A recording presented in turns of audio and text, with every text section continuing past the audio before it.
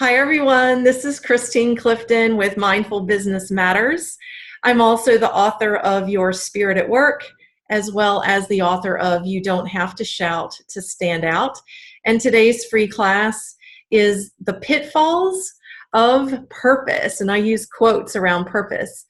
So what stimulated me to do this class was as the year comes to a close and I see all these coaches and personal and spiritual growth people who are starting to tout setting your goals, choosing your word for the year, choosing 3 words for the year. It also starts to stimulate finding your purpose. So it's a topic that when I see people kibitzing about it, especially in social media, but with my clients as well, I find that there is some misunderstanding, some perspective shifting that can be done. And this is why I wanted to have the class, because I'm seeing people kind of heading in the wrong direction around finding your purpose and getting caught up in what the spiritual and personal growth industries are telling you need to do in terms of finding your purpose. So I have a list of some pitfalls that I'm going to share with you that I see a lot. But then, of course, I like to move that aside and bring in some other perspectives for you today. Now, you get to choose what perspectives resonate with you, which I wholeheartedly encourage, and be open-minded to what I'll share. See what resonates for you. The most valuable thing in my work with my clients is helping them tap into their own intuition. And that's tied a little bit to purpose, so to speak, which I'll mention a little bit later. So you need to do that for yourself too. Really check in. None of it may resonate, and that's cool. All of it might resonate, and that's cool too. And a piece or two might resonate, which is totally cool as well. As my mentor and coach says, Michelle Grace Lesserard, all ways work. Okay, so all ways work. You get to choose the way that works for you. Now, I do have some notes on my computer, so I am going to be referencing that as well. So I am going to pop over there. So if you see me a little distracted, then that's what I'm doing. Now, some of you might be going, Christine, I've bought your books, and I'll show you here. You Don't Have to Shout to Stand Out is the one I published in March of this year, and Your Spirit at Work is the one that I published in 2014 after my one-day event. In both of these books, there's a whole section on purpose. A whole section on purpose. So you might be going, isn't this a little hypocritical, Christine?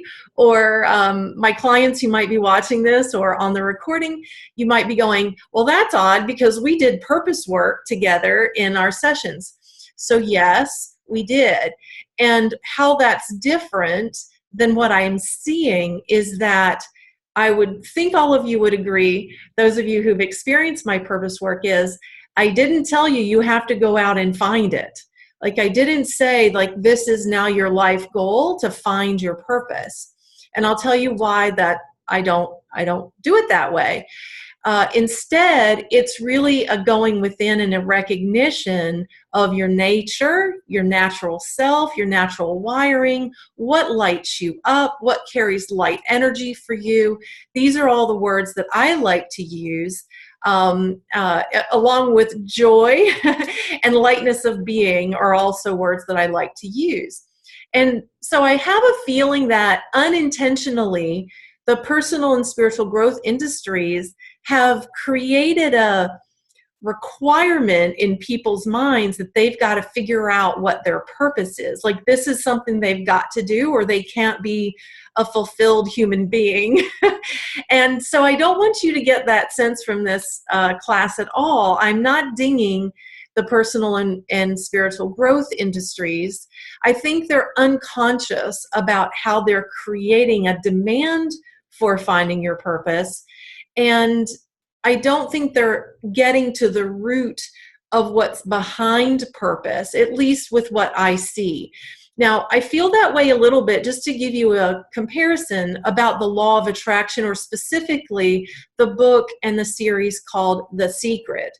When you watch the DVD, you don't get a sense for what's truly behind how the law of attraction works.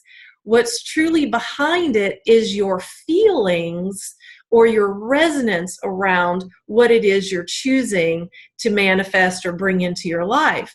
But the DVD, it seems really materialistic and it's really on the surface, so it doesn't really get behind it. And that's what I'm seeing missing in a large part in the personal and spiritual growth industries today. They're missing what's really behind purpose and what it really means. And so I'm here to kind of set the record straight and share my own experience. What's the hype and what's the truth behind finding your purpose? So the other thing is that I don't address the pitfalls in my books. Maybe in my next book I should.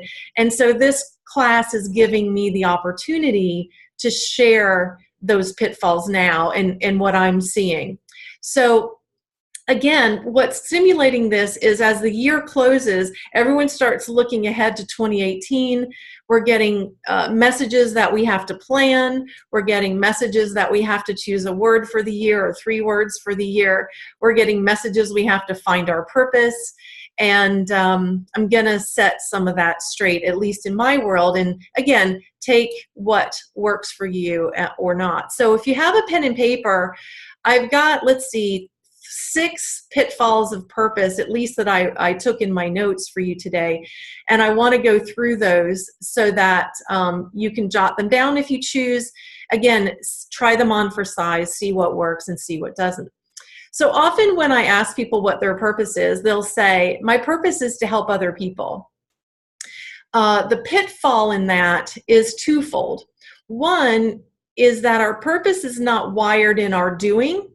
Our purpose is wired in our being. So how we be, not what we do. So that's the one element of that. The other element of that is that it's really not specific enough. Now, my whole client base are people of service, whether they are in their own business or whether they are professionals or even whether they're running a nonprofit or volunteering. They're feeling a call to do something for the greater good through service. So we could ask every client of mine would say, my purpose is to help other people. Your purpose is super unique to you because your beingness is completely unique in this world and on this planet. And you get to see for yourself where that shows up in your service to others. And that's part of what I help my clients identify. Now, here's what's below that I'm here to help other people. There's a martyr syndrome that will come with that as a purpose. So the martyr syndrome is like, oh, is me, woe is me, I don't have any money because I'm giving it all to other people. Or woe is me, I'm exhausted and tired because I'm always serving people. Now, it could even be your family in addition to your work, career, or your volunteerism. The martyr syndrome is also, I don't have more to give because I've given it all. And here's the thing, purpose is not pie. It's not either or. It's not either I get fulfilled or I fulfill others. It's both and. And quite honestly, when we find that resonance, that thread with our own unique beingness in the world as it relates to purpose, you'll have more than enough energy. You'll have more than enough money. You'll have more than enough motivation to do everything that you're choosing to do in your ideal life design. It's not either or. It's not pie. And the martyr syndrome will come into play. So that's what I hear is the first pitfall of purpose, is that you think it has to do, actually there's another point there, but around it having to be tied to work, which is a separate point. But those two facets of it being too general for your unique beingness and this being in service to others is not the true purpose or what you're wired for. All right, now here's the other pitfall, number 2 out of 6. We might even create some more of these once we get into the Q&A afterwards. But number 2 is The pitfall of purpose is that when it's labeled, I have to find my purpose, it pulls you into the future. So you're striving for something that's almost like if you've seen those carrots that are on a stick attached to the person and it's hanging in front of them and people are running after the carrot, they're never going to catch it, right? You're going to constantly be striving to this thing in the future. Now, the work I do harmonizes your vision of your ideal life design with the present. And what I tell my clients is that that piece in between is that unknown. That is where the universe operates in our favor, and it draws on the infinite possibilities that are in the universe that we may not even know about yet. It's not that we don't think we're worthy or we don't think we can. It's that it's simply not in our purview. So if we're always out there striving towards that carrot, it's taking you out of the present. And that's pitfall number 3, is that you're missing the present or presence. Because when we are looking towards our ideal life design and choosing things that pull it in, and that includes this wiring of purpose, being in the present is where we're getting clues. Now, earlier I mentioned about your intuition and that my work with my clients is helping them evoke their connection to their intuition. Well, their intuition is tied to what they're here to do in their unique beingness in this planet, in this lifetime, in conjunction with how they're choosing to create their life, their ideal life design, as I like to call it. So missing the presence, you're missing clues possibly. You're missing opportunities to speak to people and to connect with people. I lovingly say that the universe speaks to me in social media because I hang out there a lot. And it gives me clues for myself as well as for my clients out in social media land. So if I am always out trying to find my purpose, it pulls me out of the present and I can't see those clues or those leadings. So that's another pitfall of finding your purpose, is that we think that we have to do something to find it, when in fact it's already here. All right, so pitfall number 4, the idea that you've got to perfect your definition of purpose. So some of you might think you have your purpose in mind. You know why you're here. It's specific to your beingness, but you also might feel that it is gotta be better, or I have to do something more, or I've got to perfect the articulation of my purpose. So here's my experience with purpose. When I first was exposed to this concept, it was around was the winter of 2011 into 2012. And I was working with a coach. So imagine, you're going to love this. Imagine me standing on top of a chair with my phone to my ear, working with my coach, screaming at the top of my lungs what I'm here to do, okay? So he was moving me through his process of helping me better connect with my natural wiring of why I operate on the planet in the way that I'm choosing to. So I'm screaming at the top of my lungs saying, everybody matters, everybody matters. And at that moment in 2011, 2012, I thought that was my purpose, that everybody matters. Right? Now, why am I using all these air quotes? Because within the next year, I realized that my purpose was everybody matters and deserves to be heard. Oh, now this was when my business was still called Client-Centric Growth, and I was exclusively working with coaches and consultants. I wasn't helping professionals and organizations as well. So everybody matters and deserves to be heard. Then within a year or two, I start being led to rebrand my company to Mindful Business Matters. And in 2013, I hosted a one-day event called You Don't Have to Shout to Stand Out. Okay, so some of you know my little history. So what does that tell you? Well, that's the name of my book that I published this year in 2017, but it's the content of this book that I published after my one-day event. So my one-day event was in 2013. This was published in 2014. So can you see how it's more like a spiral and it's getting a little bit deeper?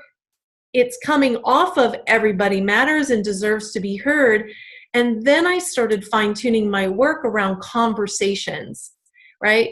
So Everybody Matters and Deserves to Be Heard, and it's conversations that are the medium for helping people be heard, all right? And then it spiraled around to meaning also that it is in order to keep human to humans connected. So humans connected, right? So everybody matters and deserves to be heard. That's the first two spirals, and then it spiraled into, and conversations is the medium for that. And within the conversation, that enables human to human connection to stay alive, right? Now, when you get further and further into my purpose and through those layers, my ultimate purpose is world peace.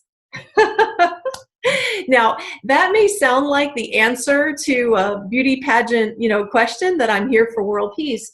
But seriously, I believe that if we can have that human to human connection and be present with people, with human beings, that we can give the platform for understanding that then leads to world peace, right? So I wanted to give you that example under this number 4, perfecting it, in that it will never be perfection, because you will continue through the spiral of understanding a more deeper and deeper truth around your wiring and why you're here. Okay, let's move on to number 5. The pitfall of finding your purpose, thinking you're there. Right? So just like I told you about the spiral, you're never there. If you're staying really honed in the presence of yourself, your beingness, you're going to be getting a deeper and deeper understanding of what motivates you and what drives you. So you're never there. You never know what your ultimate purpose is. Now, my ultimate purpose might be finding world peace, but I know that I'm going to be continually uncovering the layers as it results in my beingness in the world. And those ahas, as most of you know, are what helps bring our work into the world. Now, I happen to be an entrepreneur. If you're a career person, you can enhance your career by knowing these things. You can start special projects at work. You can choose volunteerism that's aligned with you. I also have an assessment I help people with called Multiple Natures, which shows them the results of their natural wiring. So there's lots of ways you can bring it into the world, even if you aren't an entrepreneur, through your career, through your hobbies, through your volunteerism.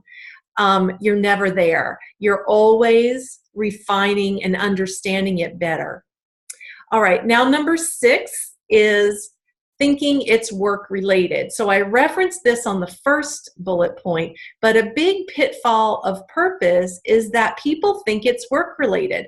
I'm here to help people. I'm here to, in my case, help people, have a clear message.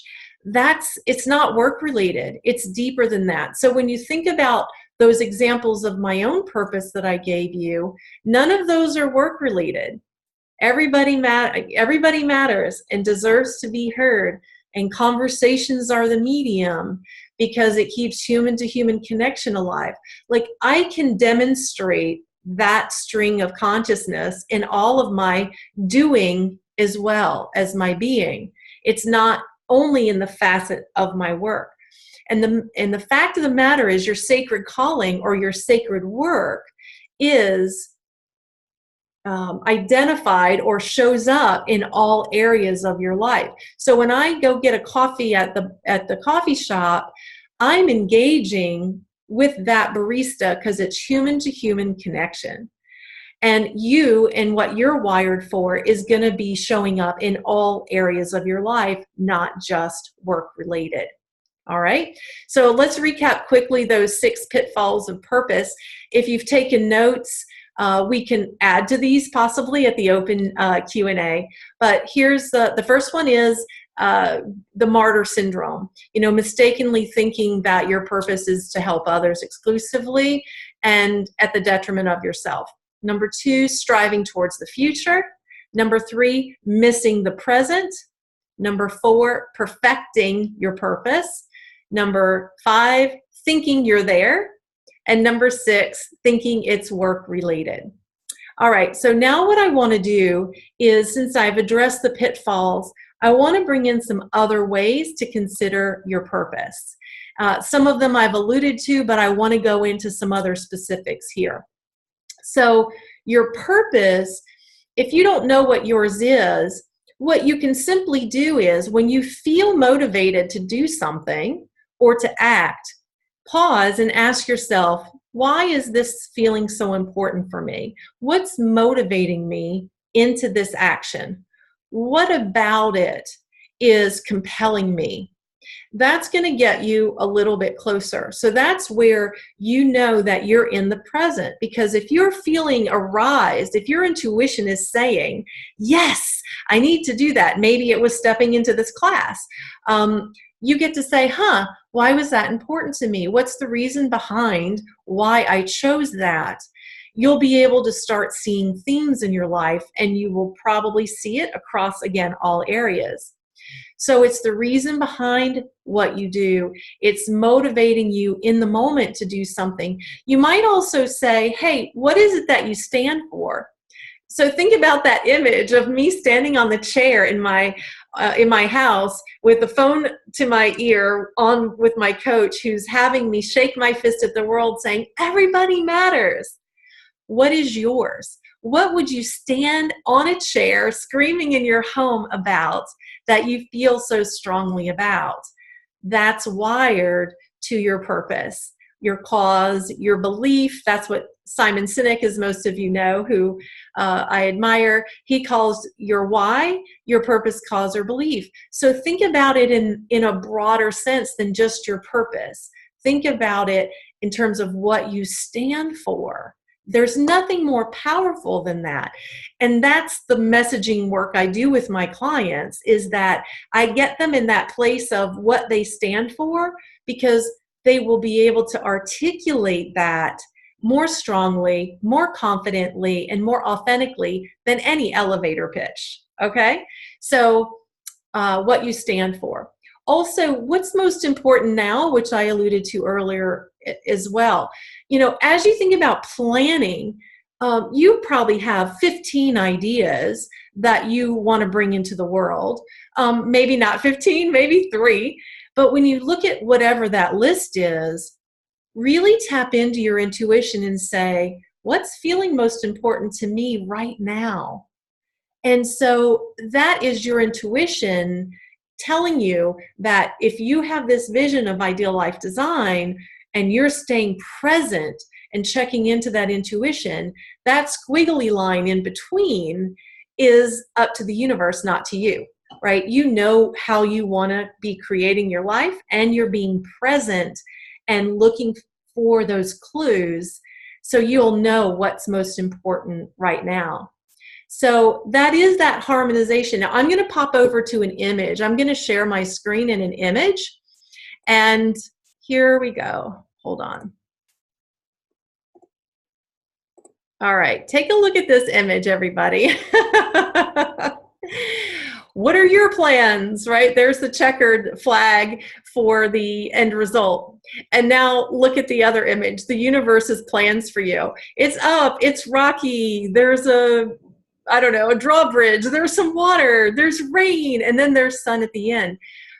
That's the in-between, right? If we're staying present, we have to navigate in the present, and we still hold that ideal life design that involves expressing our purpose. But we have to be in the present so we can navigate what's in between. So I love that image. I think that's kind of funny. All right, so I want to also share with you one of my favorite books on this. You might even call it purpose. He doesn't call it purpose per se. The book actually fell on the ground, so hold on a second. I've got to grab it. All right. This book is Let Your Life Speak by Parker J. Palmer. Now you can see I have some flags here, which I want to read you some quotes. If you look even closer, you'll see that I have so many dog-eared pages. There's so much juiciness in this little book. So if you haven't told Santa what you want for Christmas or the holidays yet, tell him you want this book, Let Your Life Speak. And what I love about the title is let your life speak. Let it, allow it. There's no forcing, there's no striving, there's no finding in the title at all. And when you read the content, I think you'll agree that his perspective is really along the lines of those of us who are soul-powered, believe in the universe, law of attraction, what you think about, you bring about, all of those concepts. It's really aligned with this, and nowhere in this does he position you've got to go find your purpose. It's all about looking at the clues in your life to help direct you. So here's the first thing I want to read.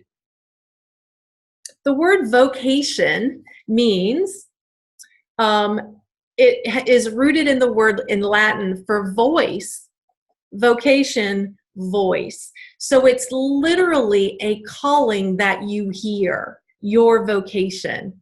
Isn't that cool how that's all connected? So it is a calling. So I often will refer to purpose as a calling, or your sacred work, because you are literally almost hearing it draw you towards it.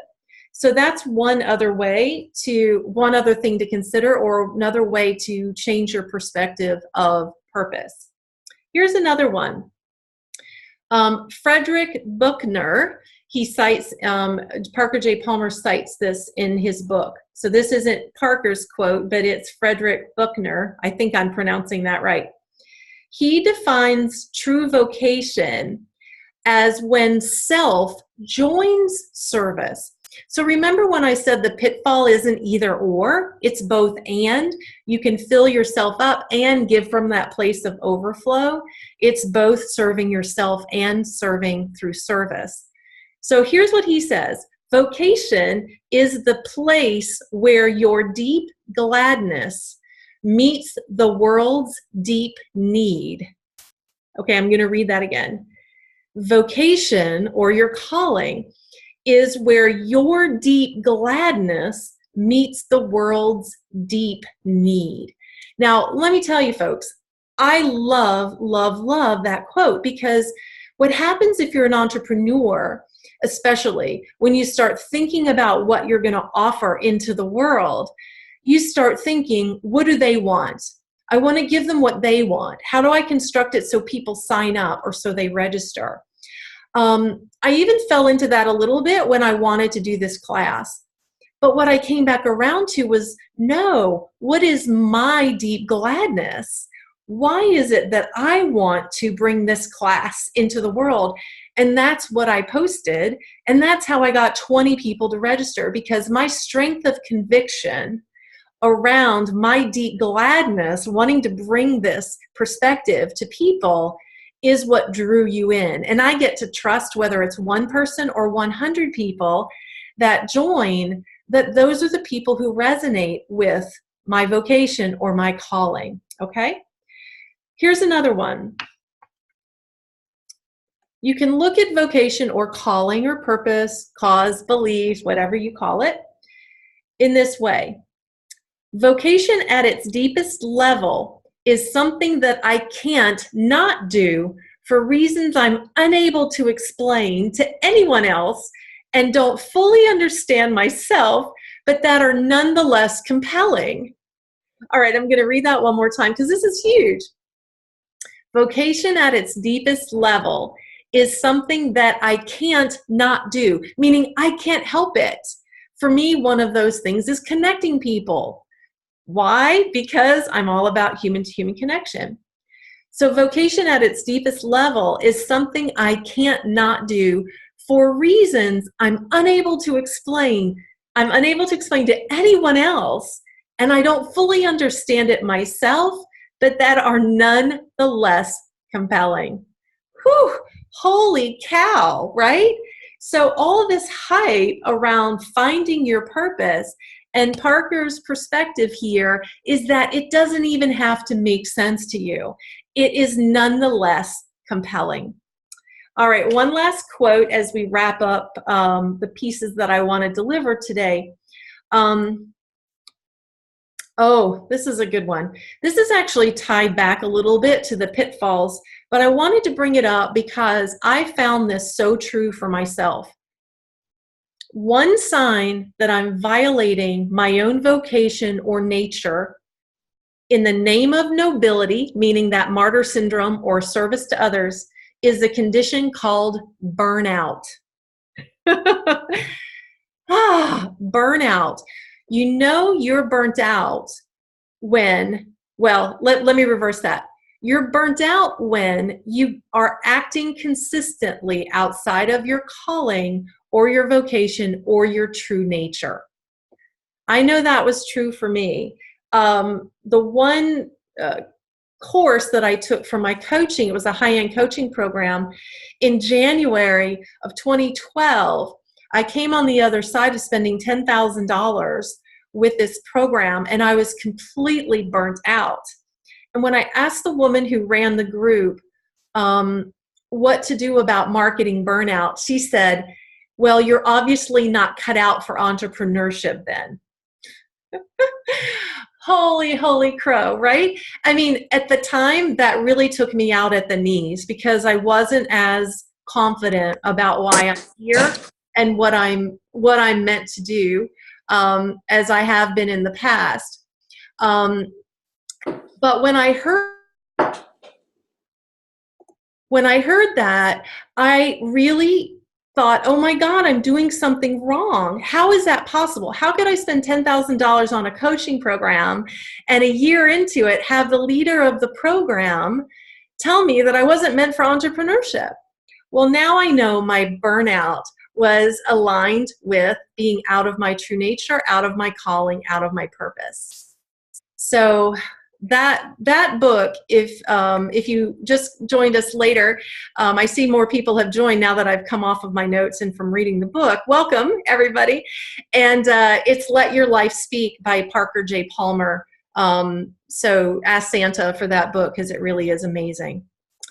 All right, so I am going to wrap up the recording now and then open it up for Q&A.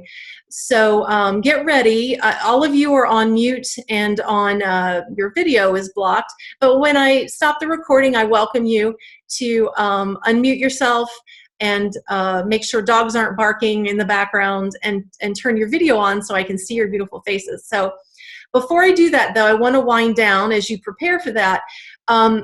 Google or go to YouTube and search for Malika Chopra. She is Deepak Chopra's daughter, and she did a TED Talk around her purpose. And I'm not going to give any spoilers because I want you, if it resonates with you, I want you to go look at it. So Deepak Chopra, okay, everybody knows like he is the king of mindfulness and holistic health. His daughter has this really compelling story on TED Talk about her purpose. So I encourage you to go look for that on YouTube and watch it. And you know what? I might even send you guys a link in the follow-up email to this class so that you can just click right through. And so another way to look at purpose too is joy, right? So when your great gladness meets the world's deep need, there is this element of joy. And joy is an emotion. There's a resonance to it. It calls in what's aligned with your ideal life design. Now, if you want to know what I mean by ideal life design, you can go to my website and buy one of my guidebooks, Your Spirit at Work, because it's in here, my process of ideal life design. But once you have an association, an affiliation, an embodiment of that, the joy comes into play because it resonates. It's resonating with how you're choosing to show up in the world in your unique beingness. And that's really what purpose is all about. So you can go grab that book. You can also go grab my book, which is has a little bit more on purpose. And also, if it resonates with you, I'm going to be offering a class next week, another free class. and it's called Ditch the Plan, Embrace the Flow. And so that space in between presence and your ideal life designer future, all of that is flow. So you'll get a link for that too. I hope you'll join me for that free class, because I'm going to be hosting a workshop on your planning in a different way that embraces flow and flexibility and fun. Oh gosh, I should make that the subtitle of the event. Flow, flexibility, and fun for the last Saturday in December and the first Saturday in January. It's going to be a 30-day support program where we'll also have a Facebook group where I'll support you with your planning. And so it's directly connected to this purpose. It's how can I be agile in the moment, knowing that God, the universe, whatever the word is for that higher power, is at play in my behalf, right? And bringing me opportunities that I may not have even known were possible, to put them on a planning worksheet or on a goal sheet or even in a vision. So look for those links when you get the email. And I hope you'll join me for the free class on Tuesday. There'll also be a link to go ahead and register it's a paid class. It's $75 for 30-day program, $75 for 30 days, which involves 2 Saturday mornings, as well as the Facebook group where I will be helping you guys with your planning in that Facebook group. Okay, let's see. Let me turn off the recording so I can see your gorgeous faces. Hold on one second.